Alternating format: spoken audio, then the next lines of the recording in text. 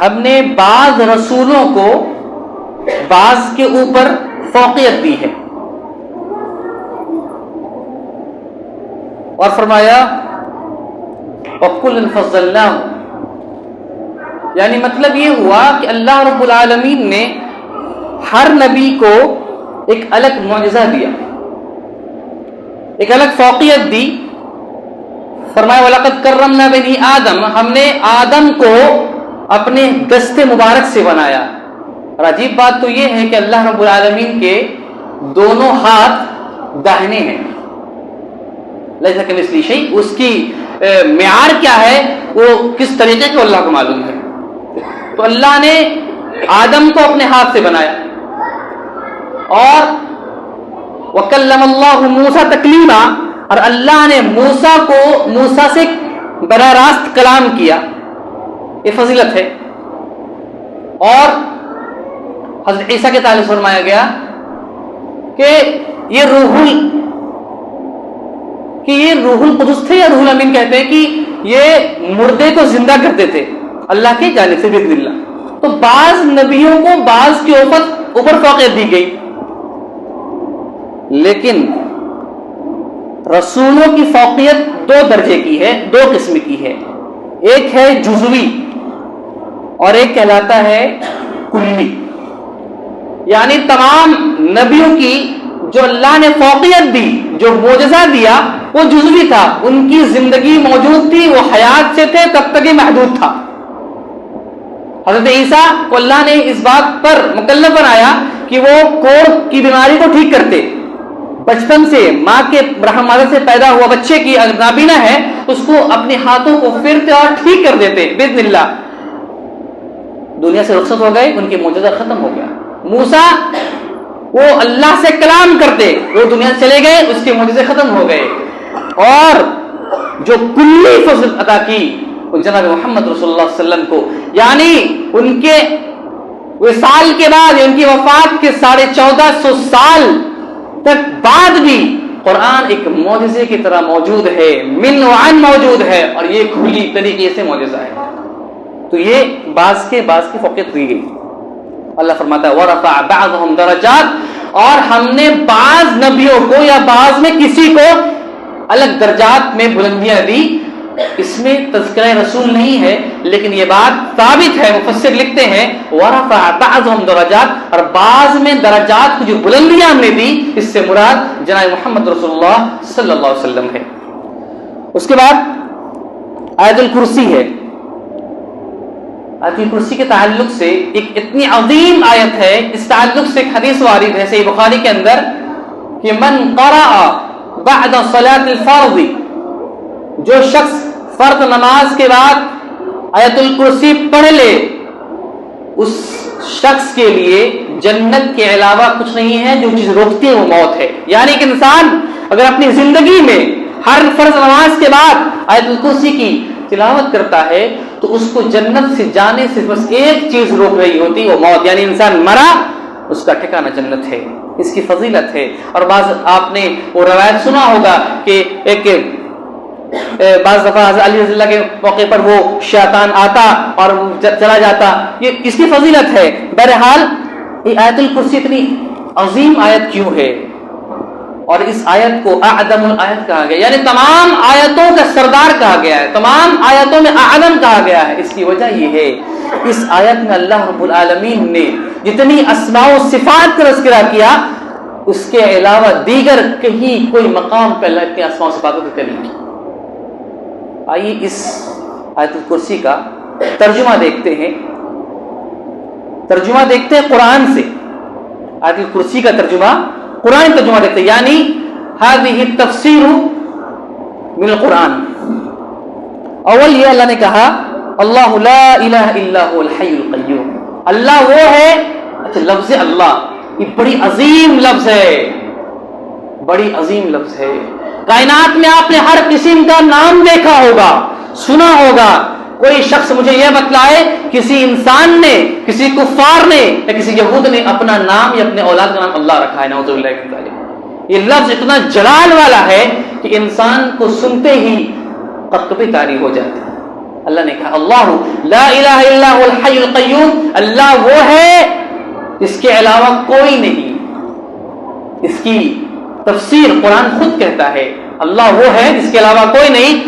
کہتا ہے قرآن الہکم الہ واحد لا الہ الا هو الرحمن الرحیم، یعنی تفسیر اللہ لا الہ الا کا تفسیر قرآن کہہ رہا ہے وَإِلَٰهُكُمْ إِلَٰهٌ وَاحِدٌ، وہ اکیلا ہے تنہا ہے، اس کے علاوہ کوئی معبود نہیں، یہ قرآن خود کہہ رہا ہے. اور لفظ الحی، الحی حی کہتے ہیں کہ اس کو زندہ، زندہ. ایک انسان یہ کہے کہ کیا ہر انسان جو زندہ ہے کیا اس کو رب مانا جا سکتا ہے؟ حی کا معنی کیا ہے؟ حی کا معنی یہ ہے وَتَوَكَّلَ الْحَيِّ الَّذِي لَا يَمُوتُ، حی وہ ہے جو زندہ ہے اسے موت نہیں آ سکتی. جی کائنات کی ہر ذرہ، کائنات کی ہر چیز جو اپنے اوپر یہ کہتا ہو کہ یہ لیونگ تھنگس ہے، جو چیزیں سانس لے رہی ہے اس کو ایک دن فنا ہونا ہے. بعض روایتوں میں یہاں تک آتا ہے جو ملک الموت ہے، جو روح قبض کرنے والے فرشتے ہیں، جب ایک موقع آئے گا جب وہ آئیں گے اللہ کے سامنے، اللہ میں نے تمام انسانوں کی روح کے قبض کر لیا. اليوم آج کے دن کون ہے؟ فرمایا اللہ اس کائنات کے اندر جتنے بھی انبیاء تھے، رسول تھے، فقہا تھے، علماء تھے، جتنے بھی انسان تھے، جنات تھے، حتیٰ کہ فرشتے تھے، سب کی روح قبض ہو گئی، کوئی باقی نہیں ہے. اے اللہ تیری ذات باقی ہے اور میرا جو کام تھا میں نے باقی. اللہ کہے گا اپنا بھی روح تو اپنے ہاتھ سے نکال لے اور تو بھی فنا ہو جا. اس موقع پر اللہ اکیلا قائم ہوگا. یہ حی کی مثال ہے، یہ حی کی مثال ہے. اس کے بعد القیوم، القیوم قیوم کہتے ہیں اس چیز کو، ہر اس چیز کو جو قائم ہو، خود قائم ہو اور لوگوں کو قائم کرتا ہو. قیوم کو معنی کیا ہوا کہ وہ خود میں اسٹیبل ہو اور دوسرے کو اسٹیبل کرنے کی ایبلٹی رکھتا ہو، اس کو قیوم کہتے ہیں. ہمارا معاملہ کہاں ہے؟ ہم اگر یہ کوئی کہے کہ ہم بھی کسی کو استطاعت رکھتے ہیں کہ اس کو ہم کھڑا کر سکیں، اس کو مالی یا قوتی طور پر ہم کھڑے کر سکیں، لیکن اگر آپ کے مال سے اس انسان کی مدد کی جائے تو آپ کے مال میں کمی آ جاتی ہے، آپ کی طاقت میں کمی آ جاتی ہے. اللہ تو وہ قیوم ہے جو آپ کو اسٹیبل کرتا ہے، آپ کو قائم کرتا ہے اور وہ خود بخود اپنے سے قائم ہے. یہ اللہ کی مثال ہے قیوم. اور قرآن کہتا ہے یا ایھا الناس انتم الفقراء الی اللہ واللہ غنی حمید، لوگوں تم سب کے سب فقیر ہو. اللہ نے کہا تم سب کے سب فقیر ہو، انتم الفقراء، سارے فقیر ہو. فقیر اس کو نہیں کہتے کہ مانگا جائے صرف پیسے سے فقیر ہوتا ہے. فقیر ہر اس شخص کو کہتے ہیں، ہر وہ شے کو کہتے ہیں جو محتاج ہو، ہر وہ شے سے کہتے ہیں محتاج ہو. آپ میں سے کسی شخص نے اگر آپریشن تھیٹر کا مطالعہ کیا ہوگا، اللہ نہ کرے ایسا ہو، لیکن کسی نے اپنے آپ کو کسی تھیٹر میں یا انستھیزیا سے لیا ہوگا یا اس پوزیشن پہ ہے کہ آپ کے اندر روحیں ہیں، آپ کی سانسیں چل رہی ہے، لیکن اللہ کی قسم آپ اتنے بے بس ہوتے ہیں کہ آپ ہل نہیں سکتے. اس موقع پر یہ آیت دلیل دیتی ہے انتم الفقراء، تم سب کے سب محتاج ہو، واللہ غنی حمید، اللہ ہے جو تم غنی ہے، اللہ ہے جو تمہیں سپورٹ کر رہا ہے. یہ قرآن ترجمہ کر رہا ہے حی کا اور قیوم کا. اس کے بعد اللہ رب العالمین فرماتا ہے لا تأخذہ سنۃ ولا نوم، اللہ کی ذات وہ ہے جسے نہ اونگ آتی ہے نہ نیند آتی ہے. ایک بات معلوم ہے، اللہ اگر یہ کہہ لیتا کہ اللہ کو نیند نہیں آتی یہ کافی تھا. یہ کہنا لا تأخذہ، اس کو اونگ نہیں آتی، گویا کہ غفلت کی ابتدا اگر کوئی چیز وہ اونگ ہے. انسان سونے سے پہلے اونگتا ہے یعنی غفلت کی ابتدا ہوتی ہے. اللہ کہتا ہے تمہارا رب اللہ رب العالمین غفلت کی ابتدا یعنی اونگ سے بھی پاک ہے، غفلت کی انتہا یعنی نیند سے بھی پاک ہے. یہ تو اللہ کی خاصیت ہونی چاہیے کہ ایک رب ہے، اگر وہ سو جائے تو بندے اس کے بھوکے مر رہے ہیں، کوئی بندے بلک رہے ہیں، کسی کی طبیعت بگڑ رہی ہے، یہ کون ہے؟ اگر اللہ سو جائے تو کائنات درم برم ہو جائے. اللہ کہتا ہے نہ تیرے رب کو اونگ آتی ہے نہ نیند آتی. اور اللہ رب العالمین کہتا ہے اچھا اس لا تأخذہ سنۃ ولا نوم کا قرآن ترجمہ کرتا ہے خود سورہ الرحمن، یعنی هذه تفسیر من القرآن من سورۃ الرحمن. اللہ کہتا ہے یسألہ من فی السماوات والارض کل یوم هو فی شان. یہ بات کیسے جائز ہو سکتی ہے کہ تیرا رب سو جائے اگر تیرا رب کو اونگ آ جائے یا ذرہ برابر بھی اللہ رب العالمین اپنے کام سے، اپنی مصروفیت سے، اپنی نظام سے یا اپنی جو اس کے اندر مشغولیت ہے ذرہ برابر بھی اگر ایک رخ ہٹا لے، اللہ کی قسم قیامت طاری ہو جائے. اللہ کہتا ہے یہ کیسے جائز ہے؟ کل یوم، اللہ کے شان میں جائز ہی نہیں کہ اللہ کو اونگا نیند آئے. اگر اللہ فرماتا ہے لہو ما فی السماوات و ما فی الارض، لہو ما فی السماوات و ما فی الارض. اچھا ایک ترجمہ غور کریں گے. اللہ کہتا ہے کہ جو چیز اللہ رب العالمین کے لیے آسمان اور زمین ہے اور اس میں جو چیزیں ہیں.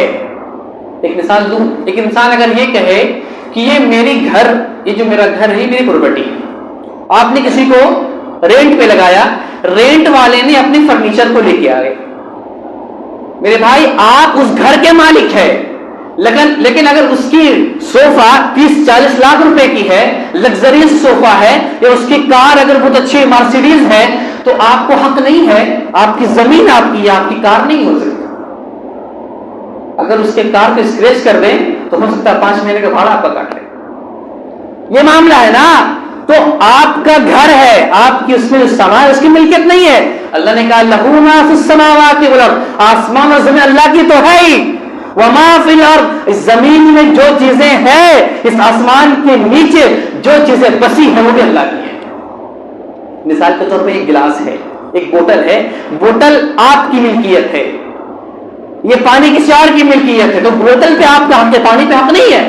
تو اللہ نے کہا یہ بوتل یعنی یہ دنیا، یہ آسمان بھی اللہ کی، زمین بھی اللہ کی، زمین کے خزانے بھی اللہ کے، آسمان تلے جتنی چیزیں وہ بھی اللہ کی.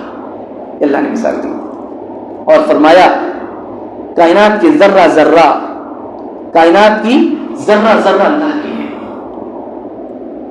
اور فرمایا گیا من ذا الذی یشفع عندہ الا باذنہ، کائنات کی ذرہ ذرہ اللہ کی ہے. تو اس کے بعد ثابت یہ ہوا کہ ہر شے، قرآن تو یہ کہتا ہے من ورقۃ الا یعلمها ولا حبۃ فی ظلمات الارض، اللہ کی قسم کوئی ایک پتا جب ٹوٹتا ہے اپنے پیڑ سے تو اللہ کے حکم کے بغیر نہیں ٹوٹتا، اور جب یہ ٹوٹ کے گرتا ہے تو اللہ رب العالمین اس پتے کی گرنے کی آہٹ کو سنتا ہے. آپ سمجھ رہے ہیں؟ ایک پتا جب ٹوٹتا ہے اور وہ پتا جب ٹوٹ کے گرتا ہے تو اللہ رب العالمین اس پتے کی گرنے کی آہٹ کو سنتا ہے. میرے مسلمان بھائیو، اگر اس موقع پر آپ اس بات کو، اس علم کو لے کے جائیں، اگر اس موقع پر رب اتنا کریم کہ ایک پیڑ کے پتے کو ٹوٹنے کی آواز کو محسوس کرتا، اگر رات کی تاریکیوں میں، رات کے اندھیریوں میں اگر آپ کی آنکھیں کھلے، اللہ کی حمد و ثنا کرے، آنکھوں سے آنسو طاری ہو، اللہ کے سامنے ہاتھ پھیلائے، کیا اللہ آپ کی ندا کو نہیں سنے گا؟ ایک پتے کا علم ہے تو کیا اپنے بندے کی آنکھوں کے آنسو کا علم نہیں ہے؟ ہمیں چاہیے کہ اللہ سے جڑے. اللہ فرماتا ہے لہو ما فی السماوات والارض، جو چیزیں نظام چل رہی ہے وہ اللہ چلا رہا ہے. ایک پتے کا بھی علم اللہ ہے. اور ابھی آن لائن بابا ہاتھ میں تسبیح ہے کیے جائے، آپ دیکھو گے ایک دم سے پکڑ لیں گے لوگ، ڈھکن کھولے ہیں ہوٹل کا، لوگ دور دراز بیٹھے ہیں، ہزاروں کا مجمع ہے، مارے جا رہے ہیں. نعوذ باللہ من ذالک. ہاتھ میں تسبیح ہے، بال لگ رہے ہیں کتنے سالوں سے نہیں دھوئے ہیں، شکل آپ کو ذہن میں آ رہا ہوگا، ہاں بڑے فیمس ہے. ارے اللہ کے سامنے در پہ جھکنا چاہیے تھا. کن باباؤں اللہ کے سامنے ہم نے اپنے آپ کو سبمٹ کر دیا؟ اللہ کہہ رہا ہے کہ اللہ ہر چیز پر قادر ہے، اس کی ملکیت میں ساری چیزیں ہیں. وہ بابا جو مائک سے پھو پھو کر رہے ہیں آپ کو اچھا کر لیں گے، آپ کے ایمان کو بیچ ڈالیں گے. اگر اللہ فرماتا ہے من ذا الذی یشفع عندہ الا باذنہ، کون ہے؟ اللہ کہتا ہے کون ہے جو اللہ کے سامنے اس بات کی طاقت رکھے کہ وہ اللہ کے سامنے شفاعت کرے گا؟ کون ہے؟ من ذا الذی یشفع عندہ الا باذنہ. آج ہمارا جملہ ہے، آج ہمارے لفظ ہے، آج ہمارے نعرے ہیں کہ ہم اس کے جھنڈے پکڑ لیں گے، ہم اس کے دامن پکڑ لیں گے. اے میرے بندے، اے لوگوں سنو، اللہ کہتا ہے من ذا الذی، کس کی اوقات ہے، کس کی ہمت ہے؟ اس موقع پر آدم علیہ السلام جس کو اللہ رب العالمین نے اپنے ہاتھوں سے بنایا، ان کے پاس لوگ جائیں گے کہا کہ اے میرے ابا جان، اصل بات تو ہے، چلیے ہم لوگ کی سفارش کر دیجیے. کہا کہ لا ایک دم سے نہیں، آج مجھے اس بات کا خود فکر ہے کہ اللہ مجھے گرفت نہ کر لے، کہ اللہ مجھ پر سوال نہ اٹھا دے. ہم نے اللہ کی معصیت کر ڈالی تھی. لوگ حضرت نوح کے پاس آئیں گے کہ اللہ نے آپ کو اتنی لمبی عمر دی, اللہ نے آپ کتنی معجزے سے نوازا, اے نوح علیہ السلام چلیے ہمارے ساتھ. کہا کہ نہیں نہیں نہیں, اور مجھے اس بات کی ملکیت مت دو, میں اس بات کا حق نہیں رکھتا. ابراہیم خلیل اللہ, جس کو اللہ نے خلیل بنایا, جو امتحان سے بالکل لفظ رابوش رہتے تھے, اس موقع پر حضرت ابراہیم بھی معذرت کر دیں گے. جناب محمد رسول اللہ صلی اللہ علیہ وسلم کے پاس لوگ آئیں گے اس موقع پر کہیں اللہ کے رسول ہماری شفاعت کر دیجئے. آج ہمارا بڑا خوش نصیبی کی بات ہے, الحمدللہ ہونا چاہیے کہ ہم کہیں کہ اللہ کے رسول ہماری شفاعت کریں گے. آپ کی بات معلوم ہے, اگر میں مثال دوں کہ ایک شخص آپ کا بھائی ایک وکیل ہے, ہائی کورٹ کا وکیل ہے. وہ ہائی کورٹ کا وکیل ہے, جب آپ کوئی کام کرتے ہیں گھر پہ, کوئی جرم کرتے ہیں, کسی کو دن تماچا لگا کے چلے آئے, ایک دم ہارڈ ہوتی ہے سر, اور اچھا سے آ گئے, بولے کل تم دیکھ لینا میں کورٹ میں. تو اگر اس موقع پر آپ کا بھائی یہ کہے کہ کل تو چل کورٹ, تمہاری کیس ہم درج کریں گے.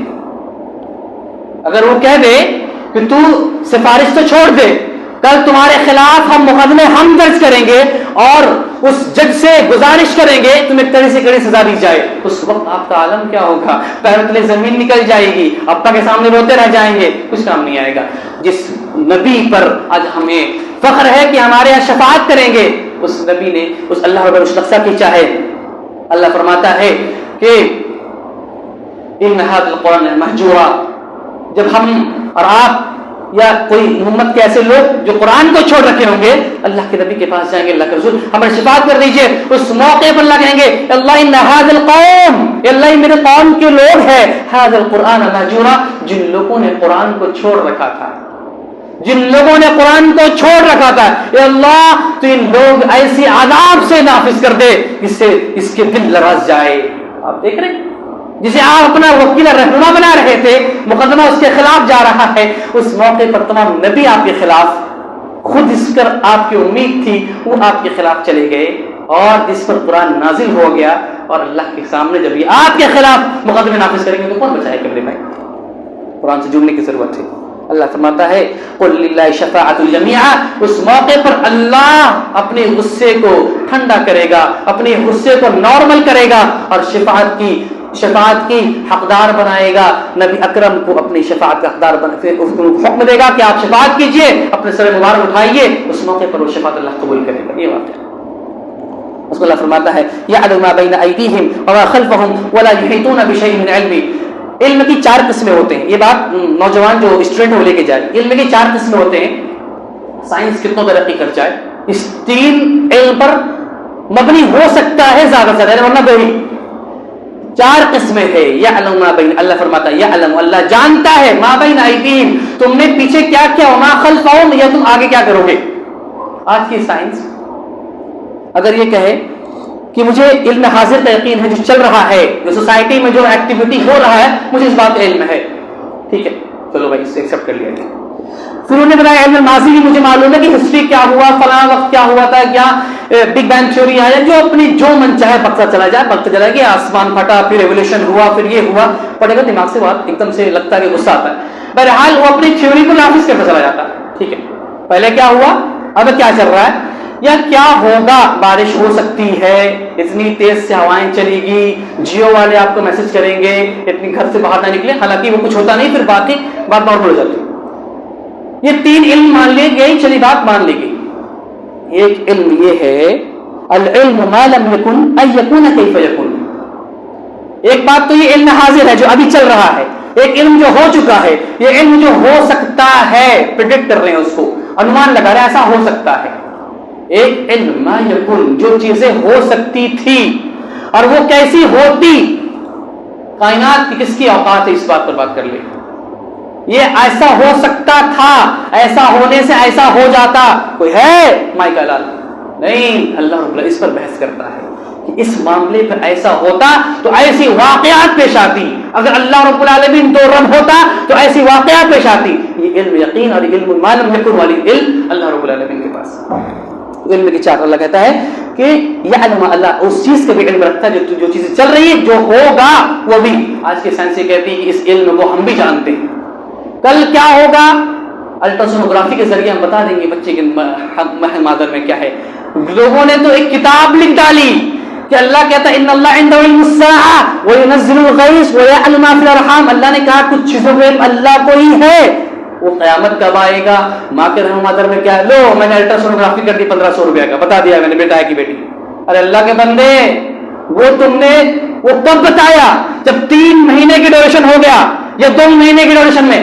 اللہ کی قسم اگر آپ کے اندر اوقات ہے تو ایمبریو جو اسٹیٹ ہو جاتا ہے، جو ایمبریو اسٹیج ہوتا ہے فرسٹ ویک میں، اگر آپ اس بات پر قادر ہیں کہ بتا سکتے تو بتا دو.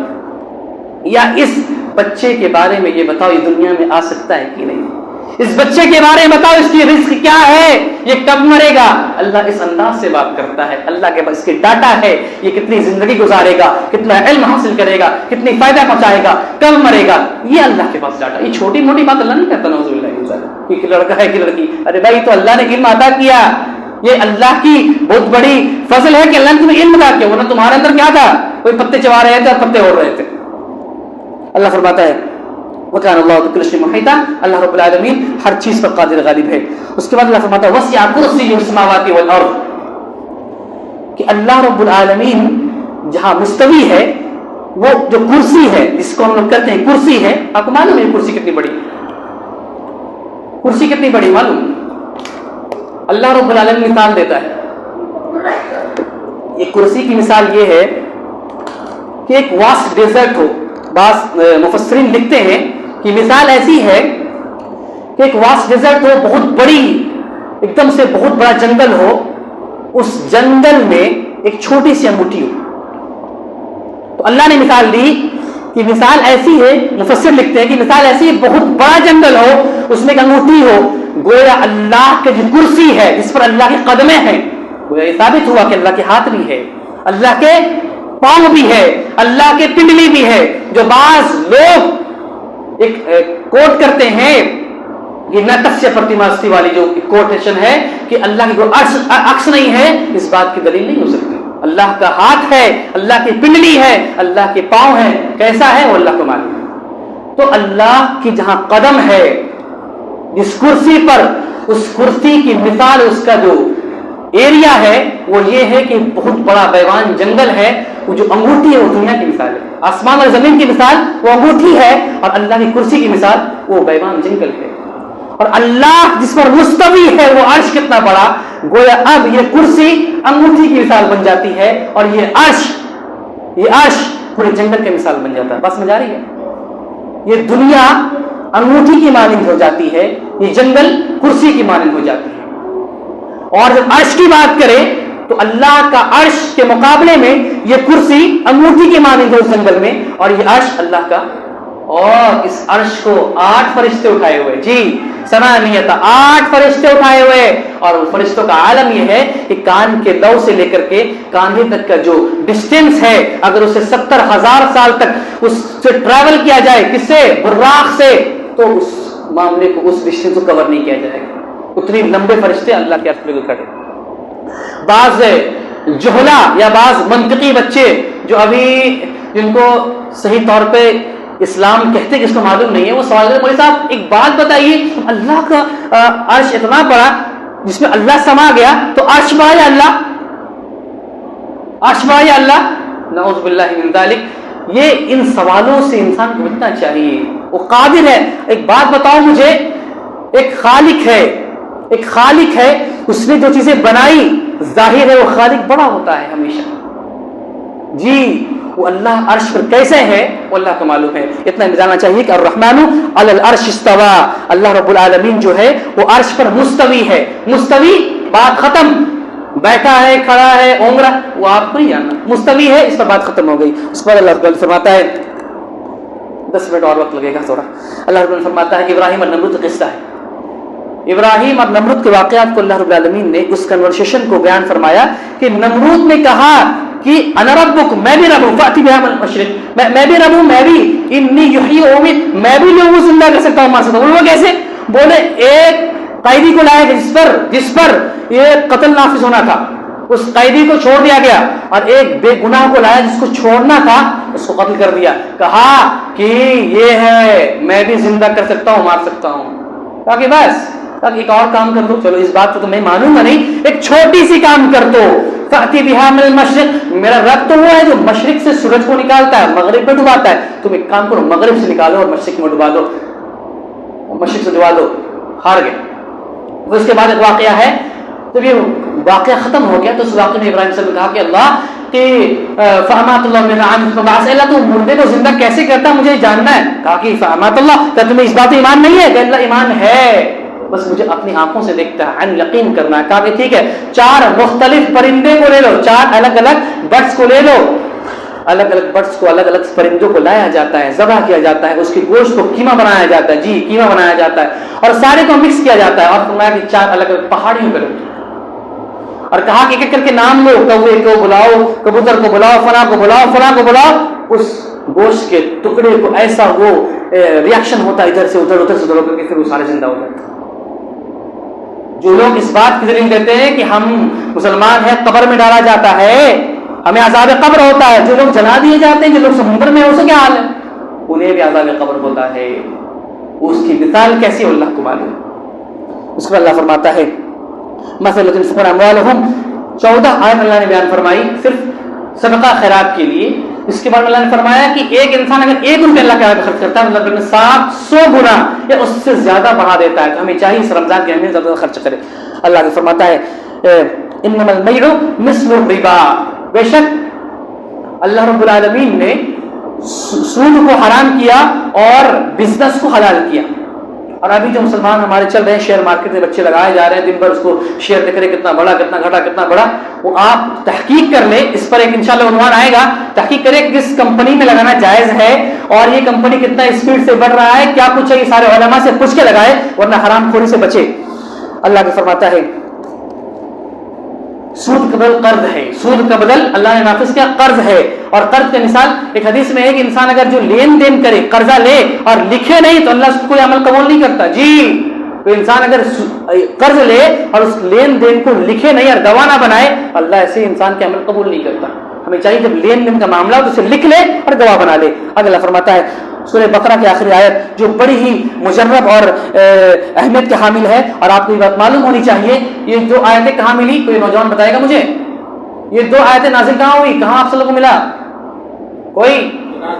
جی معراج میں ملا. اور کس مقام پہ؟ سدرۃ المنتہا کے موقع پر آپ کو یہ 2 آیتیں ملی. جو انسان رات کو یہ پڑھ لے سوتے وقت تو اس کے لیے پوری رات میں اللہ کافی ہو جاتا ہے اور شیعہ صلی اللہ علیہ وسلم جاتا ہے. آگے اللہ رب العالمین تذکرہ فرماتا ہے حضرت مریم علیہ السلام کا. اس کی ماں اور باپ پوچھتے ہیں اے مریم یہ جو پھل ہے یہ چیزیں کہاں سے آتی ہیں؟ فرمایا کہ قال انی، یہ اللہ رب العالمین کی جانب سے آتا ہے. کہا کہ جو رب بغیر موسم کا پھل عطا کر سکتا ہے، جب میں تو بوڑھا ہو چکا ہوں. حضرت زکریا فرماتے ہیں میں بوڑھا ہو گیا ہوں.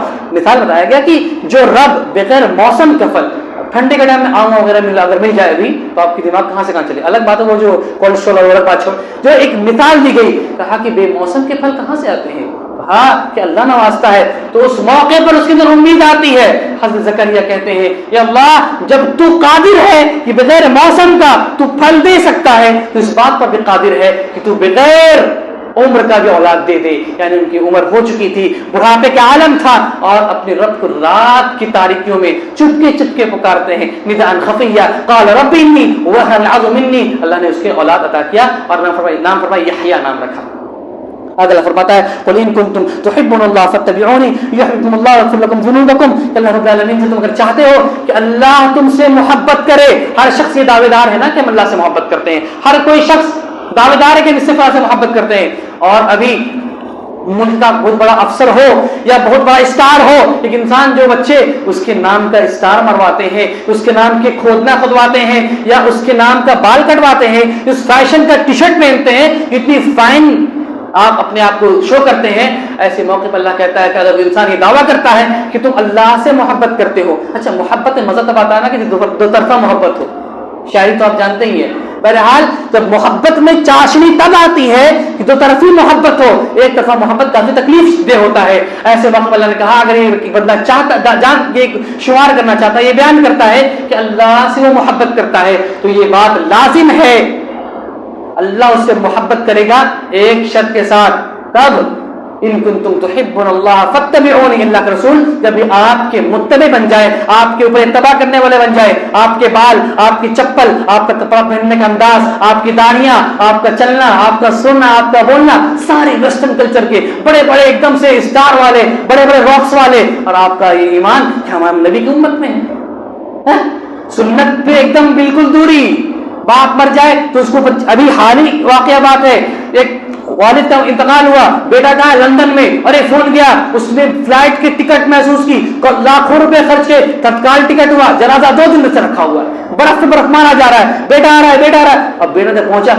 تو لوگوں نے فرمایا ارے باپ کی اتنی منتظر تھے، باپ نے پوری سال پوری زندگی لگا دی، پوری پیسے تم پر خرچ کر کے تمہیں لندن پہنچا دیا، باپ بیچارہ بوڑھا اکیلے انڈیا میں پڑا تھا، اب آئے ہو اے میرے بچے چل چل باپ کا جنازہ پڑھا لے، کہا مولوی صاحب جنازہ تو چھوڑیے، ہمیں تو معلوم بھی نہیں کہ کیا ہوتا ہے، ہم تو کب پڑھے تو یادوں نہیں ہے، کتنی تکبیرات ہوتی ہیں، کیا دعائیں ہوتی ہیں، بتائیے آخری موقع پر باپ کو جنازہ نہیں پڑھا سکے، اس کے چند دعاؤں کے ذریعے آپ اس کی مغفرت نہ کرا سکے، وہی مولوی 4000 والے، 8000 والے، ٹفن والے اور محلے والے مولوی صاحب آتے ہیں بیچارے جی، جن کو آپ نے زندگی بھر کبھی قدر نہیں کیا، آپ کی اولاد جس نے پوری زندگی وقف کر دی، آپ اس قابل نہ بنا سکے کہ آپ کی جنازے کی نماز پڑھائے،